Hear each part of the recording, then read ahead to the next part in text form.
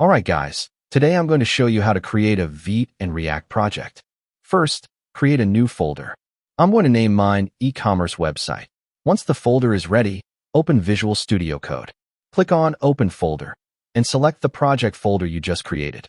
Now, right-click the folder name and choose Open Integrated Terminal. In the terminal, type the command npm create Vite at latest. Make sure to include the dot at the end. Without it, Vite will create another folder inside your main folder, so always remember the dot. After running the command, press Enter to use the same project name. Next, select React as the framework. Choose JavaScript as the language.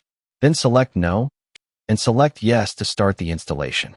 The setup will begin, and it may take a few moments depending on your internet speed. Once the installation is complete, you'll see that all the packages are installed and the project is running on port 5173.